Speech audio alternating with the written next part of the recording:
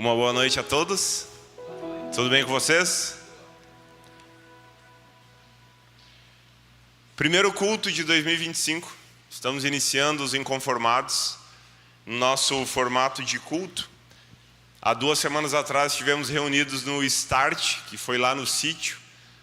Temos o costume de todo o início de ano iniciarmos com um tempo onde a gente passa ao ar livre, comendo um bom churrasco, um bom café, brincando, jogando conversa fora. Foi um tempo muito bom. Quem perdeu, não perde ano que vem. Esse ano já não dá mais. Mas hoje, pode baixar um pouco que está muito alto. Hoje nós iniciamos o primeiro culto. E a primeira coisa que eu quero dizer para você, e eu quero que você preste atenção, é que nós, dos Inconformados, os jovens, sempre no mês de janeiro e fevereiro, nós temos a nossa programação a cada 15 dias. Então, semana passada nós não tivemos atividade, né? Você estava aí de folga, livre para você dar um rolê com seus amigos do grupo de crescimento, fazer alguma coisa que você quisesse. 2 semanas atrás nós estávamos no sítio. Então hoje nós estamos aqui, semana que vem nós não temos programação oficial dos Inconformados, mas daqui a 2 semanas teremos novamente, sábado, aqui às 20h30, beleza? Nessa noite, eu quero falar com vocês algo que eu estava estudando, orando a Deus a respeito do que falar aqui, do que falar na quinta-feira, no Celebrando Restauração. E Deus me deu uma palavra que logo quando eu entendi a palavra, eu comecei a preparar ela para o Celebrando Restauração. Mas Deus colocou no meu coração, não, isso aqui é para a galera lá que vai ir lá no dia 25, no sábado, escutar. Então, prepara essa aí, deixa guardada ali, que essa aqui é para sábado. Então, é isso que Deus quer falar com você nessa noite, é isso que Deus quer falar comigo. E o tema, o título que eu coloquei é O que Deus não fará por você em 2025. Talvez o que você mais escute aí é o que Deus vai fazer na sua vida em 2025. A gente geralmente escuta aqueles cortes de podcast que aparece nos Reels, no Instagram ali. E algumas pessoas me mandaram alguns dando profecia, outros declarando, e era tudo coisa boa. Ou se não era coisa boa, era tragédia que aconteceu, que me mandaram. No 2025 é o ano que vai acontecer tal coisa, tal coisa, ou era tudo coisa boa. Agora, o que todos falavam era a respeito do que Deus ia fazer na sua vida em 2025. Eu não estou aqui para dizer isso, eu estou aqui pelo contrário, para te dizer o que Deus não vai fazer na sua vida em 2025, tá bom? Então, não espere bênçãos do céu, não espere fogo do céu, não espere prosperidade, espere uma palavra bíblica, mas que eu espero que o Espírito Santo fale ao seu coração, assim como falou ao meu. E eu quero ler com vocês um texto que está lá em Deuteronômio, no capítulo 28. A gente vai ler o versículo 1. Deuteronômio 28, capítulo 1. Você pode marcar já na sua Bíblia aí, tagar no seu celular e acompanhar aqui no telão, que diz assim: se vocês obedecerem fielmente ao Senhor, ao seu Deus, e se seguirem cuidadosamente todos os seus mandamentos que hoje lhes dou, o Senhor, o seu Deus, o colocará muito acima de todas as nações da terra. Aqui, Moisés sendo inspirado por Deus a escrever para o povo que tinha saído do Egito como prisioneiro, o povo que estava no deserto agora, o povo que tinha sido liberto da escravidão. Deus, usando a vida de Moisés, dá essa mensagem para ele. Pastor, mas isso aí foi para eles lá. Não, foi para eles lá, foi para quem passou, e é para mim e para você hoje, servirá para quem vai vir depois da gente. Então, o que eu quero que você preste atenção, que isso aqui há uma condição no que Deus está dizendo. Eu tenho certeza que todo mundo quer um ano bom, um ano cheio de bênção, um ano que vai dar certo, o ano que eu vou evoluir no meu trabalho, o ano que eu vou ganhar um aumento, o ano que eu vou casar, o ano que eu vou ter filho, o ano que eu vou desencalhar. Eu não sei, mas você espera de 2025 melhor que 2024. E assim eu espero, né? Ele diz que se nós obedecermos fielmente ao Senhor e a gente seguir cuidadosamente todos os mandamentos, ou seja, toda a palavra, toda a Bíblia aqui que hoje Ele nos dá, que é o que Ele nos deixou, Deus nos colocará acima, as bênçãos dEle virá sobre as nossas vidas. Então veja bem, há uma condição para que alguma condição para que isso venha acontecer. E pensando sobre isso, eu lembrei da palavra ordinário. Tem o extraordinário, que é algo uau, e tem o ordinário. E no significado do dicionário, né, ele diz que a palavra ordinário tem como habitual, normal, acontecimentos ordinários. É uma coisa habitual, uma coisa normal. Não é algo extraordinário, mas é um ordinário.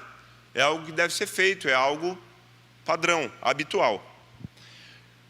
Se você for olhar para a Bíblia, para algumas histórias e alguns personagens da Bíblia, como por exemplo Moisés, você vê que Moisés, o dia que ele foi chamado por Deus, através de uma sarça ardente, onde Deus disse que levantaria ele, usaria ele para ele resgatar o povo da escravidão, foi um dia normal de trabalho dele. A Bíblia diz que ele se levantou de manhã e foi cuidar, ele era pastor de ovelha, ele foi cuidar do rebanho.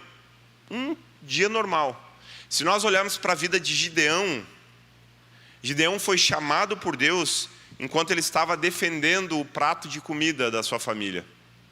Existia uma recessão na época de Gideão, onde os inimigos, o povo inimigo que estava pegando o povo cativo, tudo que eles plantavam, tudo que eles produziam, o povo ia lá e retia. E dizia, não, você vai ficar só com isso aqui. É mais ou menos como a Receita Federal faz hoje com você. Ó, eu vou pegar isso aqui e você pega isso aí. Só que um pouquinho mais trabalhoso. E Gideão falou assim, não, aqui não. E ele estava trabalhando, ele estava defendendo o prato de comida da sua família. A Bíblia diz que ele estava num lugar de prensar uva, esmagando milho, esmagando trigo, num lugar que não era. Ele estava fazendo o seu trabalho, ele estava fazendo um trabalho ordinário. E quando Deus chama ele, Deus olha para ele e fala assim, poderoso guerreiro. Ele não estava lutando, ele não estava estudando para ser um guerreiro, ele não estava se preparando, ele estava trabalhando. O governo tinha imposto uma condição e ele disse, não, eu vou trabalhar para sustentar minha família. Ele estava trabalhando quando Deus chamou ele. Davi, gente, a gente ouviu essas semanas atrás aí do pastor. Davi, quando matou Golias, quando foi lutar com Golias, ele não saiu de casa pensando assim, vou matar um gigante hoje. Não. Ele foi obedecer uma ordem do seu pai, foi levar comida para os seus irmãos. E quando ele chega lá, ele vê a condição em que o seu povo e que o exército estava sofrendo por causa de um povo, de um gigante, de um inimigo. O que eu quero dizer com isso? Pessoas normais fazendo as suas atividades ordinárias em dias comuns, e naquele momento Deus usou. Naquele momento Deus os abençoou. Naquele momento, num dia comum, Deus fez a coisa acontecer. E a nossa vida, a minha vida, a sua vida pode ser dividida em duas partes. Aquilo que está no seu controle, aquilo que você controla, e aquilo que não está no seu controle. E eu quero perguntar para você, o que você pode fazer com aquilo que você não controla? O que você pode fazer com aquilo que não está no seu controle? Pensa aí e responde para você. Nada, você não pode fazer nada. O que não está no seu controle, o que você não comanda, você não tem como controlar. Pensando sobre isso, eu tive uma ilustração. É mais ou menos como uma montanha russa. Quem foi numa montanha russa aí? Todo mundo já foi, né? Você decide, vou ir na montanha-russa. É ou não é? Você tem um poder de decisão. Seu pai não vai te obrigar, sua mulher não vai. Talvez para alguns a mulher obrigue, mas num caso normal, você vai se você quer. Você senta, a pessoa fala, coloca o cinto, ou baixa a catraca. Você coloca o que tem que ser colocado, todo mundo senta e o cara aperta o botão e ela começa a andar. Até ali, você decidiu. Até ali, você teve que fazer a sua parte e entrar lá dentro, colocar o cinto. A partir daí, o que você controla? Nada. A única coisa que acontece com você é você ficar nervoso, porque o troço está subindo, você se atacar da ansiedade, você ficar com o coração palpitando. Mas ali, gente, naquela hora, você não tem controle de nada. Pode parar aí, não, moço, volta, dá ré. Não tem, já era. Ali você vai ficar alguns minutos sofrendo, depois vai passar. Mas naquele momento, você não tem o que controlar. E a vida é assim. Existem coisas que eu posso e que eu devo fazer e coisas que eu não devo. Então, daquelas coisas que nós temos o controle, é o que eu quero ministrar nas nossas vidas hoje, o que eu quero compartilhar com vocês. Sobre aquilo que nós podemos fazer. Porque o que a gente não pode... amanhã podia estar 32 graus, céu azul, uma brisa suave, vamos orar para isso. Não tem o que fazer. O amanhã, o tempo é amanhã. Agora, eu me cuidar, eu me hidratar, eu passar um protetor solar, isso eu posso fazer.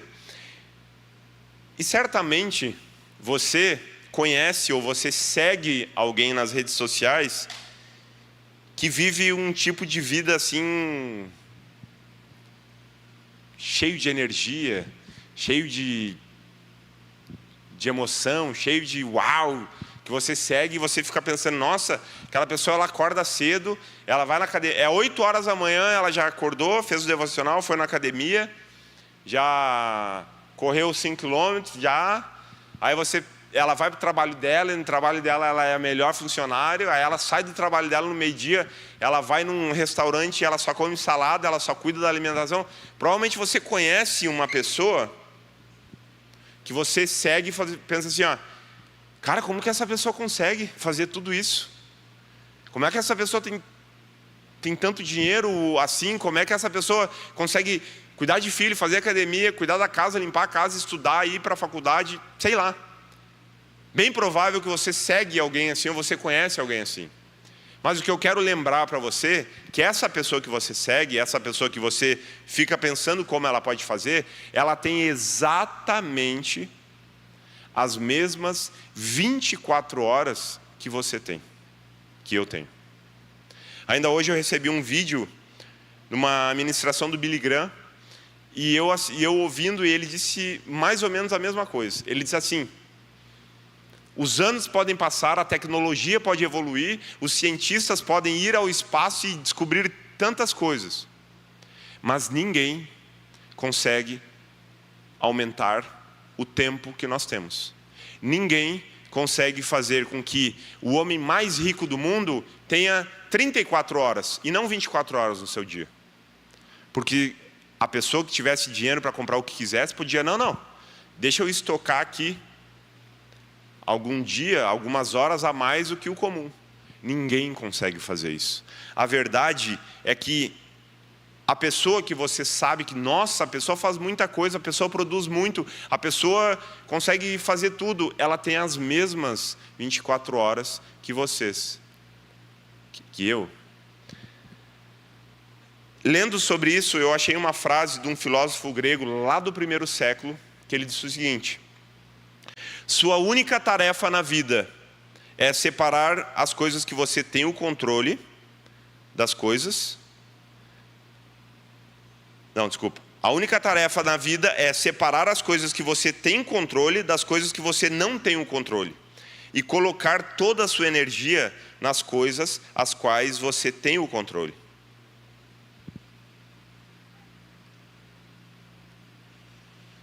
Se você conhece alguém que produz um monte, você fica espantado como a pessoa consegue fazer tanta coisa. Talvez você conheça alguém também, ou segue alguém, Seguir uma pessoa assim é meio inútil, mas talvez você siga ela porque é seu amigo. Mas você conhece alguém que ela não produz nada. Você conversa com ela, ela só sabe falar de futebol. Ou ela só sabe falar de política. Ela só sabe reclamar da economia. Só, eu falei, fizeram. Ou você conhece alguém que só sabe falar das guerras. Viu as guerras? O cara é especialista em todas as guerras que estão acontecendo no mundo. Você conhece alguém que, sobre um esporte, ou como é que chama aquele troço do Campeonato Brasileiro, que tem um aplicativo ali, que o pessoal joga e faz... O cara é como é que é? Cartola. O cara é o mestre no Cartola. O cara é bom, você conversa com ele para saber dicas para você jogar no seu Cartola. Você conhece gente assim. Mas tudo isso não produz nada, não muda nada na vida dele. Por quê? Porque ele conhecer sobre todas as guerras não vai mudar absolutamente nada na vida, a não ser que ele seja um comentarista, né, de televisão que fale sobre guerras. Tirando isso, isso não vai acrescentar nada na vida dele. Isso não muda o controle da vida dele. Ele ficar lendo e relendo e lendo e lendo sobre a política brasileira ou a política mundial não vai mudar nada. Não vai afetar diretamente no dia a dia na vida dele. E vamos lá. Eu não estou dizendo para você virar um alienado, não ler isso e não saber. Não. Futebol é legal, o cara saber um futebol é legal. Só que, gente, o que eu estou querendo dizer aqui é que tudo isso é bom. Mas eu e você precisamos entender, olhar para o seu umbigo. Eu, Ezequiel, preciso olhar para mim e ver o que eu estou fazendo. Sou um pai de família, sou um pastor, tenho filho para criar. O que eu estou fazendo? O que eu estou produzindo? Quem eu estou sendo todos os dias, ou a cada dia, quem eu estou me tornando? Por quê? Porque se eu ficar muito preocupado, subiu a criptomoeda aqui, subiu lá, o outro assumiu, o outro não assumiu, o outro fechou a fronteira, o outro não fechou, e eu vou perder tempo quando eu poderia olhar para mim e analisar o que eu estou fazendo da minha vida, como que eu estou olhando. E pessoas que olham muito para isso tendem a colocar muita atenção, muita energia nessas coisas, no gigantesco campo onde elas não têm controle de nada. E geralmente as pessoas que têm esse costume olham para as outras pessoas que são o oposto, que em 24 horas conseguem fazer um monte de coisa que você fica apavorado, você não consegue nem arrumar a cama que você levanta, porque a sua vida é muito corrida, e daí você olha para alguém, vou puxar o saco da minha esposa aqui, que tem 3 filhos, está grávida, tem uma casa, um cachorro e consegue fazer, você... Não, mas também... Daí a pessoa que não consegue administrar ou gasta energia de alguma outra forma, pensa, não, mas se eu tivesse a vida dela, também conseguiria. Se eu trabalhasse que nem ela, eu conseguiria. Se eu tivesse um maridão que nem ela tem, eu também. Até eu. Se eu tivesse o mesmo emprego, eu conseguiria. Não. Se eu tivesse a genética dela, é óbvio que eu ia ser esforçado que nem ela é na academia. Não. Se eu tivesse condição de fazer marmita que nem ela faz toda hora, eu também ia. E a pessoa que gasta energia em coisas bobas e que não vai mudar a sua vida, tende a justificar a sua mediocridade assim, empurrando e justificando a outra. O que eu e você precisamos entender é que nós precisamos parar de colocar o foco onde nós não temos o controle e começar a focar naquilo que realmente nós podemos fazer. Davi, gente, só venceu Golias quando ele percebeu que ele podia fazer alguma coisa em relação à realidade em que eles estavam passando. Aí eu te pergunto, Deus te chamou para quê? Você sabe? Eu tenho chamado missionário. Beleza, o que você está fazendo para isso. Deus, hoje eu trabalho na área de tecnologia. O quanto você está evoluindo e crescendo na área para isso? Porque nós já vimos aqui, eu dei exemplos de coisas extraordinárias aconteceram com pessoas que estavam fazendo o ordinário no dia a dia comum. Davi, quando venceu Golias, ele não pegou, o que eu podia fazer? Vou pegar uma funda e uma pedra. Vou tentar mirar na cabeça dele, se acertar, acertou. Senão a gente larga correndo. Não, ele usava aquilo. Nos dias ordinários da vida dele, ele treinava, ele fazia, ele gostava daquilo, ele se preparava. E eu quero compartilhar com vocês aqui algumas coisas que Deus não vai fazer na sua vida e que é sua responsabilidade fazer. Eu quero compartilhar algumas coisas aqui que você precisa entender que se você estiver esperando Deus fazer, você vai morrer esperando Deus fazer, porque Ele não vai fazer. E a primeira delas é: Deus não tomará as decisões que você precisa tomar. Gente, Deus nos ama tanto que nos deu o poder da decisão. Você pode sair aqui agora e ali fora, na primeira pessoa que você encontrar, dar um murro na cara dela. Fundar os dentes para dentro. Deus não vai botar um anjo ali na frente e vai blindar a pessoa. Não faça isso. Não vai. Você tem o poder dessa decisão. E em 2025, nesse ano que está começando, você vai enfrentar momentos de escolhas extremamente importantes na sua vida. Não estou dizendo de escolhas de... lembrei, o pastor falou, chegou o momento da escolha, eu boto o tênis azul ou o tênis preto. A camiseta floreada ou a camiseta discreta. Quando eu botei essa camiseta hoje, eu olhei assim no espelho e pensei, será que eu vou com isso aqui ou não? Não é essa a decisão que eu estou dizendo. Isso também é uma decisão, mas em 2025, você vai ter momentos que você vai ter que decidir. E isso talvez envolva a sua carreira. Isso talvez envolva o seu casamento, a decisão de casar ou não. De iniciar um namoro ou não. De terminar um namoro ou não. De iniciar uma faculdade, um curso ou não. Vão vir momentos na sua vida em 2025 que você vai... Entendi. Vou fazer tal coisa. Não, vou fazer tal coisa. Gente, Deus não irá tomar as decisões que você precisa tomar em 2025. A Bíblia diz: confie no Senhor de todo o seu coração e não se apoie em seu próprio entendimento. Reconheça o Senhor em todos os seus caminhos. Aí Ele endireitará as suas veredas. Gente, reconhecer o Senhor nos nossos caminhos, como o sábio Salomão está dizendo aqui, ele está querendo dizer que tudo que você for fazer, as decisões que você for tomar, você precisa saber se está baseado naquilo que Deus diz, ou seja, na palavra de Deus. Por isso que antes de você tomar as decisões, você precisa saber se isso é coerente com a palavra de Deus, com a Bíblia. Veja bem, eu não estou dizendo que você tem que orar para Deus te dar uma revelação. Você tem que pegar a sua Bíblia e ler. Você precisa marcar uma hora com Felipe e conversar com ele.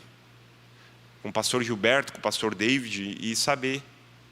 Comigo também, pode marcar. Pastor, estou pensando em tomar essa decisão, ou comprar isso, ou vender aquilo, começar o namoro, terminar o namoro.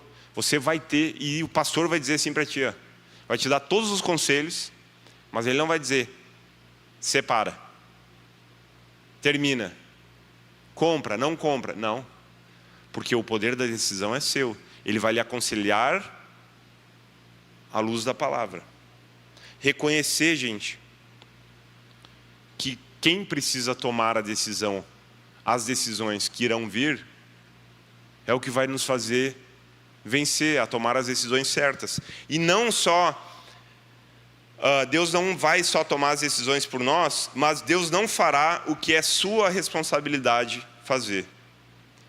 Gente, muitas vezes a gente pede para Deus, para Ele abrir as portas, mas a gente não está preparado para entrar pelas portas que nós oramos a Deus. Nós pedimos para Deus abençoar os nossos estudos, mas a gente não estuda. Nós pedimos um emprego bom para Deus, mas a gente não consegue nem dar um bom testemunho no trabalho. A gente não consegue nem perseverar no trabalho. Nós pedimos um relacionamento para Deus abençoar o relacionamento, para Deus mandar alguém para eu me relacionar. Mas eu nem escovo os dentes, nem boto perfume, não tomo um banho, cara toda oleosa, cabelo oleoso. Você precisa entender, eu preciso entender, que Deus não fará aquilo que é a sua responsabilidade, que é a minha responsabilidade. Porque Deus não vai fazer aquilo que Ele capacitou você a fazer. Deus te deu muita capacidade para você escovar os dentes. Ele não vai escovar para você. Quando Jesus ressuscitou Lázaro, Ele fez o mais difícil, né? Ressuscitou. Ele fez aquilo que ninguém poderia fazer, que é ressuscitar um morto. Agora, tirar a pedra, Ele falou assim, tirem a pedra daí. E pensa numa pedra pesada, lacrada, trabalheira. Não foi simplesmente plim. Eu fico imaginando os caras puxando aquilo, pensando assim, tá de sacanagem, empurrando a pedra, falando baixinho para Jesus não escutar, né? Tá de sacanagem, meu. Porque se ele ressuscitar o cara que está aqui dentro, ele consegue tirar essa pedra. Por que ele não tirou? Por quê? Porque o que você pode fazer, Deus não vai fazer. O que Deus te deu capacidade para fazer, Ele não vai. E agora, abrindo um parênteses aqui, é engraçado, para não dizer idiota, me perdoem a palavra, alguém que tem sonhos de casar, de ter filho, de ter um marido ou uma mulher que seja uma bênção, de ter um carro, uma casa, uma família linda, bonita, maravilhosa, de ser uma pessoa de sucesso. Mas a pessoa não se valoriza. Ela sai beijando tudo que é boca que tem aí. Ela sai dormindo com todo mundo. Ela quer um emprego bom, ela quer que o ano seja bom, mas ela não dá testemunho nenhum. Ela é um preguiçoso, para não dizer um vagabundo. Não gosta de trabalhar, é liso. Só gosta de trabalhar naquilo que quer. E nos seus planos, nos seus sonhos, é o quê? É um casamento feliz. Pensa comigo você aí que está solteiro, tá? Menino ou menina. Se você quer um casamento de um homem, com um homem que vai te amar, isso para as meninas. Se você quer um homem que vai te amar, que vai te respeitar, se dê o próprio valor. Reveja como você se veste, porque o homem é visual. O homem vai te amar no primeiro instante pela roupa que você vai vestir. Então, se você ficar mostrando os seus atributos, ele não vai te amar do jeito que você acha que ele deveria te amar. Ele vai te amar o que você tem. E tem gente que não se valoriza e dorme com um cara desse, que dorme com uma menina dessa, mas o sonho dele é ter uma mulher decente. O sonho dela é casar com um homem que vai ser fiel, que vai amar a Deus, um homem que vai cuidar, vai querer ter filhos, um homem que vai cuidar da casa, um homem que vai ser temente e que vai levantar a bandeira de que o casamento é até que a morte separe. Mas aí você não consegue entender que a sua vida hoje não condiz com isso. Você vai sair com um, se aparece para outro, bota uma foto provocando meia dúzia na internet. Dá para entender que não tem como... É o versículo que a gente leu lá em cima.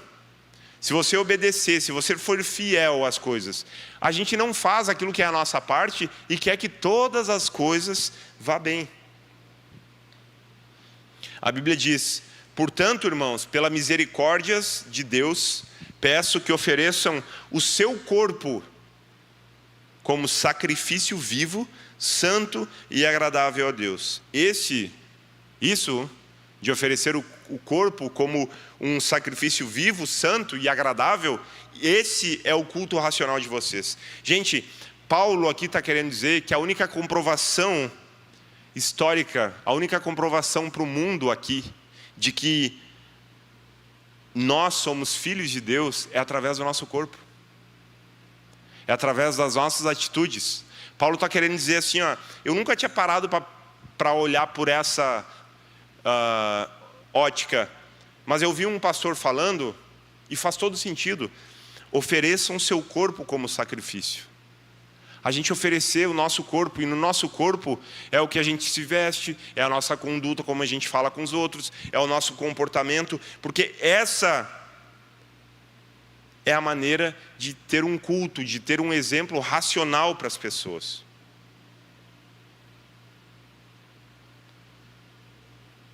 E eu vi um pastor também dizendo que às vezes a gente luta contra a ansiedade, nós lutamos contra a depressão, nós lutamos contra as potestades do mal, nós lutamos contra a vontade carnal, a gente luta contra tudo isso, mas a gente perde por um brigadeiro, a gente perde por um pote de sorvete, por um açaí com leite condensado, paçoca e gotas de chocolate. E esse pastor disse assim, ó, irmãos, eu estava vendo que eu estava lutando contra tudo, e eu estava perdendo por uma panela de brigadeiro. E ele disse uma coisa muito interessante, que é muito verdade. Ele disse que a geração passada nos deixou uma herança que era a seguinte: as pessoas diziam, crente não bebe, crente não fuma, mas crente come, que são os condenados. Podem olhar para mim aqui, ó, e me cobrarem. Se depender de mim, eu não vou ser a geração que vai levar essa ideia para frente, de que crente não fuma, não bebe, mas come com condenado. Porque eu gosto de uma cerveja, não, brincadeira. Vamos cortar isso aí e vamos botar só isso aí, né? Por quê? Por quê, gente? Porque eu não vou ser um homem que vou ser fiel a Deus, fiel à minha esposa, um bom pai, mas a minha saúde física, na hora de comer, na hora de ter uma refeição, não, daí eu não consigo. Daí eu sou relaxado, daí eu não controlo. Essa semana não, quinta-feira, para ser mais preciso, eu estava a fim de comer um chocolate. Fazia tempo que eu não comia chocolate, eu peguei um pacotinho que elas não estão aí, que as minhas filhas ganharam, e a mãe falou, não, como que elas nem vão lembrar mais isso aí? Era 100 gramas, daquelas bolinhas, tipo de gramado, só que era da Cacau Show. Eu peguei, estava fechado, eu peguei aquilo, olhei, 480 calorias. 500 calorias. Para quem faz exercício, sabe que para você queimar 480 calorias, você tem que correr aproximadamente 10 quilômetros. Tem noção? E o que eu fiz? Comi. Todas as 100 gramas. Porque ele dizia, se você comer 25% é tanto. Mas se você comer tudo, 480 calorias. Eu comi tudo, 480 calorias. Azar. Queria comer. Beleza. Pequei. Não, gente, qual o problema? Não tem problema. Agora, eu tenho 36 anos, sou adulto, Deus me deu uma inteligência, me deu um conhecimento e me libertou para conhecer a palavra dele, para eu ter a responsabilidade de que não adianta se amanhã eu tiver com colesterol alto, com gordura no fígado, com isso, com diabetes, isso, aquilo, para dizer assim, Senhor, vamos fazer um relógio de oração aí pelo Ezequiel, porque ele tá com os exames complicados lá, e isso, aquilo. A gente até pode orar, mas Deus vai... Cara, tu não cuidou, a tua parte tu não fez, relaxado. No outro dia eu fui para a academia, e toda sexta-feira eu corro 4 quilômetros. Sabe quantas calorias o diacho de correr 4 quilômetros dá? 260, pelo menos o meu deu 260 calorias. Metade, praticamente, do que eu comi faceiro em 30 segundos. Eu abri o pacote e enfiei todas as bolinhas para dentro. O que eu quero o que a gente precisa entender, gente, é que eu sou grande o suficiente, você é o grande o suficiente para saber que Deus nos deixou a sua palavra, Deus nos deixou uma lei, Deus nos deixou uma diretriz. E isso é a nossa responsabilidade. Isso está escrito já. Fez tal coisa, vai acontecer tal coisa. Plantou maçã, vai colher maçã. Deus não fará nada que é a nossa responsabilidade fazer, gente. E esse ano nós vamos tocar muito nessa tecla de 2025, de que nós vamos trabalhar sobre corpo, alma e espírito. E eu tenho certeza que no final do ano todo mundo aqui vai estar mais maduro na sua fé, vai estar com as suas emoções mais equilibradas, e em nome de Jesus vai estar mais elegante, vai estar mais bonito, vai estar com a autoestima mais alta, vai estar com os exames, uns melhores, outros menos ruins. Agora eu vi o Rafa ali, eu passei esses tempos pelo Rafa e pela Carol correndo, 3 da tarde eu acho que era, um calorão do diacho, e estavam os dois correndo ali. Eu achei, aquilo me empolgou, aquilo me contagiou. Está ali os dois correndo. Esse ano, Deus tem nos mostrado que é o ano, gente, de a gente sair da inércia e olhar os pequenos detalhes. Porque às vezes a gente não faz o ordinário. A gente mira muito para o extraordinário, para as coisas que é o papel de Deus fazer. Mas aquilo que eu e você precisamos fazer diariamente, nós deixamos para lá. O terceiro, Deus não abençoará caminhos de desobediência. O texto que nós lemos no verso 2 diz assim: todas essas bênçãos virão sobre vocês e os acompanharão se vocês obedecerem ao Senhor, o seu Deus. Você quer ter um ano abençoado? Você quer ter um 2025 diferente? Obedeça. Porque Deus não prospera o desobediente. Deus não abençoa o desobediente. Deus não está junto com o desobediente. A teoria nós podemos todos ter aqui. Agora a obediência é o que vai fazer a diferença. Tudo isso que eu estou falando você pode... Deus não vai te abençoar se você não andar em obediência.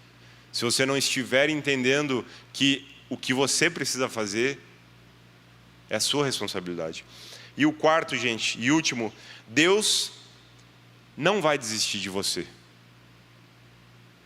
Dentre todos os tópicos eu pensei, isso aqui está muito... Deus não vai. Mas Deus não vai mesmo. Talvez você desista de você nesse ano, no sentido de, não, esse ano eu vou fazer uma dieta, não, esse ano eu vou começar a estudar, não, esse ano eu vou guardar dinheiro, não, esse ano eu vou ficar nesse trabalho. E você vai talvez fracassar em alguma área. E você vai desistir daquela sua meta, daquele seu objetivo, e você vai se frustrar.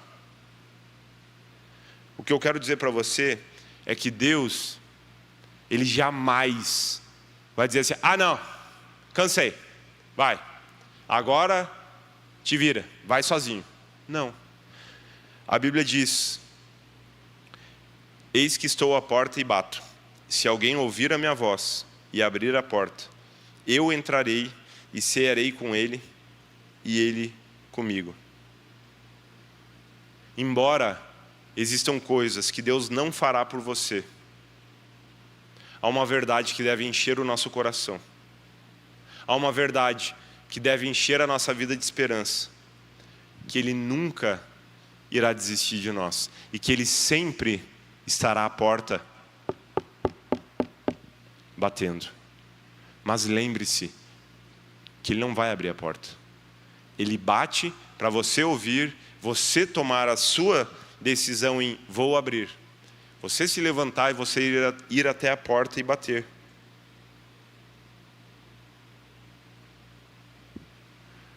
Que esse ano, eu e você, vemos ser homens e mulheres, adultos, conscientes, responsáveis